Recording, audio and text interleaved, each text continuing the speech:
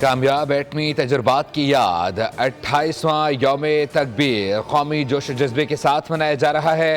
پاکستان نے بھارت کے ایٹمی اور خصوصی دعائیہ تقریبات کا انعقاد کیا جا رہا ہے، جبکہ آج دنیا کو ایک بار پھر یہ باور کرایا جائے گا کہ پاکستان کا دفاع ناقابل تسخیر تھا، ہے اور ہمیشہ رہے گا۔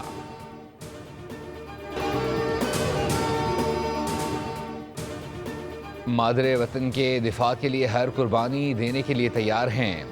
دشمن کو خبردار رہنا چاہیے کہ کسی بھی جارحیت کا فوری، بھرپور اور تباہ کن جواب دیا جائے گا۔ آپریشن غضب للحق کے ذریعے تمام فتنوں اور سہولت کاروں کو جڑ سے اکھاڑ پھینکیں گے۔ صدر مملکت آصف علی زرداری اور وزیر اعظم شہباز شریف کا یوم تکبیر پر پیغام۔ صدر آصف علی زرداری نے کہا کہ پاکستان کسی کے خلاف جارحانہ عزائم نہیں رکھتا، ہم ایک ذمہ دار اور امن پسند قوم ہیں۔ گزشتہ برس آپریشن بنیاد مرصوص کے دوران بھارتی جارحیت کا منہ توڑ جواب دیا گیا۔ سبز لالی پرچم سربلند رکھنے کے لیے پوری قوم متحد اور ہماری بہادر مسلح افواج ہر وقت تیار ہے۔ وزیر اعظم نے کہا پاکستان نے کامیاب ایٹمی دھماکوں سے طاقت کا توازن بحال کیا۔ یوم تکبیر پاکستان کی تاریخ کا عظیم دن ہے۔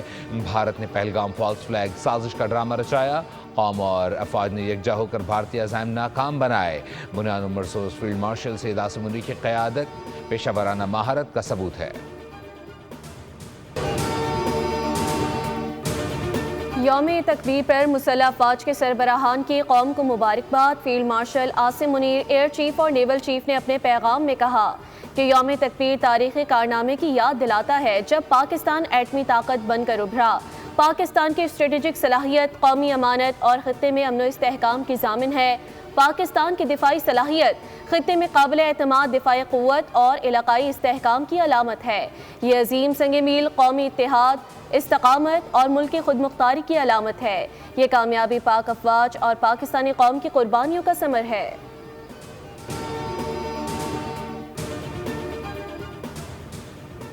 دفاع وطن کا ایٹمی مشن سر انجام دینے والی ٹیم کے ہر فرد کو سلام۔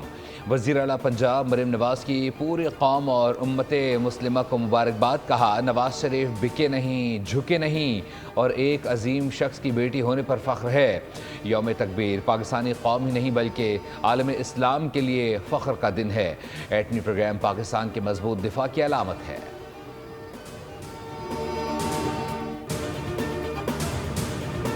ملک بھر میں عید الاضحیٰ کے دوسرے دن بھی جانوروں کی قربانی کا سلسلہ جاری۔ سنت ابراہیمی کی پیروی کل تک جاری رہے گی۔ عید کے دوسرے روز آج بھی دعوتیں، بیٹھکیں، کھابے، ہلا گلا اور سیر و تفریح چلے گی۔ کل کے میزبان آج مہمان بن کر دعوتیں اڑائیں گے۔ خواتین کچن کی ذمہ داریاں سنبھالیں گی۔ گھروں میں بریانی، ٹکہ بوٹی، سیخ کباب، ہنٹر بیف، قورمہ، کڑاہی، کوفتے سمیت روایتی اور غیر روایتی پکوان بنا کر مہمانوں سے تعریفیں سمیٹی جائیں گی۔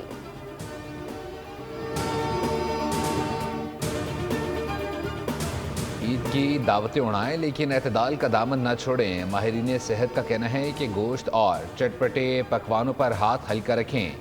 گرم موسم میں زیادہ گوشت کھانے سے بدہضمی ہو سکتی ہے۔ عید الاضحیٰ کے فوراً بعد گیسٹرو کے کیسز میں بے حد اضافہ دیکھا جاتا ہے۔ اگر گوشت صحیح طریقے سے پکا ہوا نہ ہو تو پیٹ اور آنتوں کے مسائل بڑھ جاتے ہیں۔ ماہرین کا کہنا ہے کہ ہاضمے کو بہتر بنانے کے لیے پھل، ادرک اور گڑ کا استعمال کریں۔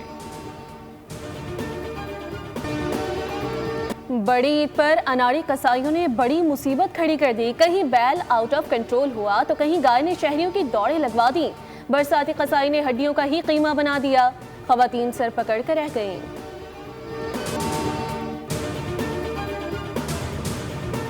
امریکہ کے آبنائے ہرمز میں ایرانی اہداف پر نئے حملے۔ امریکی حکام نے دعویٰ کیا ہے کہ ایران کے شہر بندر عباس میں فوجی تنصیب پر نئے حملے کیے گئے۔ امریکی حکام نے اس مقام کو اپنی فوج اور تجارتی بحری جہازوں کے لیے خطرہ قرار دیتے ہوئے کہا کہ حملوں کا مقصد امریکی افواج اور آبنائے ہرمز میں تجارتی جہازوں کو لاحق خطرہ ختم کرنا تھا۔ امریکی فوج نے متعدد ایرانی ڈرون بھی مار گرائے۔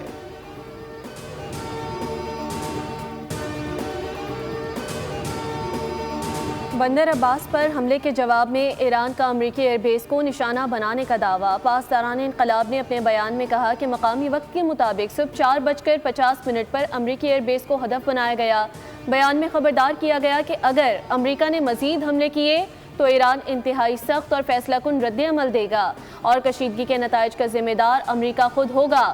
ایرانی فورسز کا کہنا ہے کہ انہوں نے ایک امریکی آئل ٹینکر کو آبنۂ ہرمز عبور کرنے سے روک دیا اور اسے واپس جانے پر مجبور کیا۔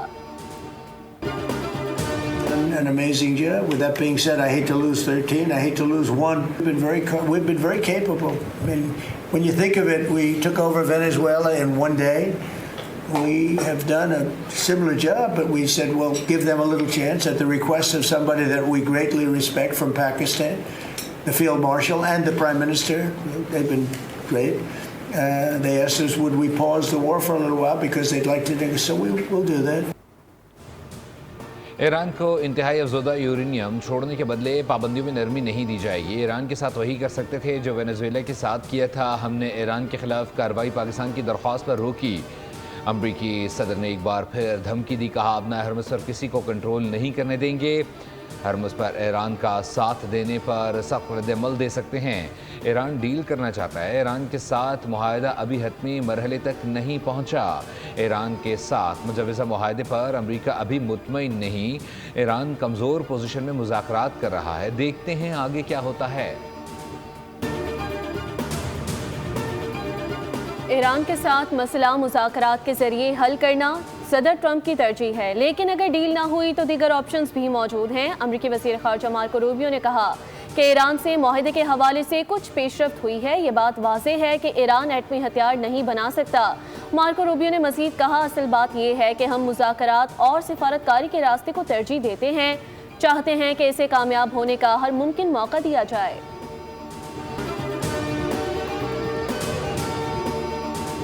ایرانی پارلیمنٹ کی نیشنل سیکورٹی کمیٹی کے سربراہ ابراہیم عزیزی نے کہا ہے کہ ایران کسی بھی بیرونی دباؤ خصوصاً امریکی صدر کے دباؤ میں آ کر اپنی ریڈ لائن سے پیچھے نہیں ہٹے گا۔ انہوں نے واضح کیا کہ آبنائے ہرمز کو کھولنے کے حوالے سے امریکہ کے ساتھ کوئی اتفاق رائے نہیں ہوا۔ پابندیاں ختم کرنا ایران کا بنیادی مطالبہ ہے اور یورینیم افزودگی پر ایران کو مکمل حق حاصل ہے۔ دوسری جانب سپریم نیشنل سیکورٹی کونسل کے ڈپٹی سیکرٹری علی باقری نے کہا کہ افزودہ یورینیم کے ذخائر کسی بھی مذاکراتی عمل کا حصہ نہیں بن سکتے اور آبنائے ہرمز پر ایران کی اتھارٹی برقرار رہے گی۔ امید ہے خطے میں امن معاہدہ جلد طے پا جائے گا اور یہ ایرانی قوم کے وقار کے مطابق ہوگا۔ وزیر اعظم شہباز شریف کی ایرانی صدر مسعود پزشکیان کے ساتھ طویل ٹیلی فونک گفتگو، کہا کہ پاکستان ہمیشہ بردر ملک ایران کے ساتھ کھڑا رہے گا۔ دونوں رہنماؤں نے ایک دوسرے کو عید الاضحیٰ کے موقع پر مبارکباد پیش کی۔ صدر پزشکیان نے خطے کے امن کے لیے پاکستان کی کوششوں کو سراہا۔ وزیر اعظم اور فیلڈ مارشل سید عاصم منیر کے کردار کی تعریف کی۔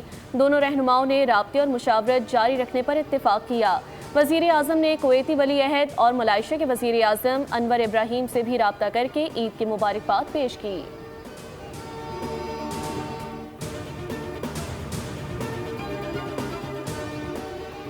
مینا میں وفاقی وزیر داخلہ محسن نقوی کی سعودی ہم منصب شہزادہ عبدالعزیز بن سعود سے ملاقات۔ عید الاضحیٰ کی مبارکباد دی اور نیک خواہشات کا اظہار کیا۔ ملاقات میں پاک سعودی تعلقات اور داخلی سیکورٹی پر تفصیلی تبادلہ خیال ہوا۔ فیصلہ کیا گیا کہ federal constabulary special diplomatic protection unit کے 200 اہلکاروں کو سعودی عرب میں ٹریننگ دی جائے گی۔ سعودی وزارت داخلہ کا اعلیٰ سطح کا وفد جلد پاکستان کا دورہ کرے گا۔ محسن نقوی نے حج کے دوران سعودی حکومت کے بہترین انتظامات کی تعریف کی۔ سعودی وزیر داخلہ نے امریکہ ایران کشیدگی میں کمی کے لیے پاکستان کے مثبت کردار کو سراہا۔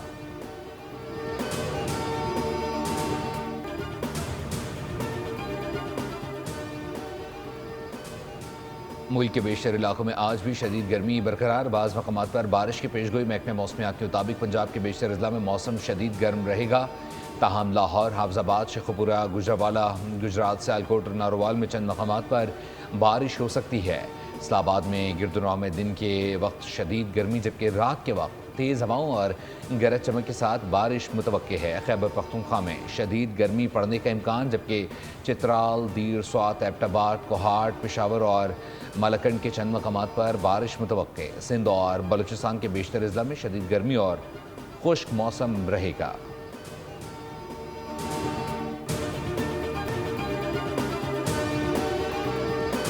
اور کرکٹ ویسٹ انڈیز نے پاکستان کے خلاف ٹیسٹ سیریز کا شیڈیول جاری کر دیا. دونوں test matches Trinidad and Tobago میں کھیلے جائیں گے.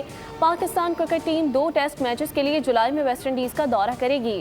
سیریز کا پہلا ٹیسٹ میچ 25 جولائی سے 29 جولائی تک Brian Lara cricket stadium ground میں کھیلا جائے گا، جہاں پہلی مرتبہ کسی ٹیسٹ میچ کی میزبانی کی جائے گی. دوسرا اور آخری ٹیسٹ میچ 2 اگست سے 6 اگست تک کوئنز پارک اوول میں کھیلا جائے گا.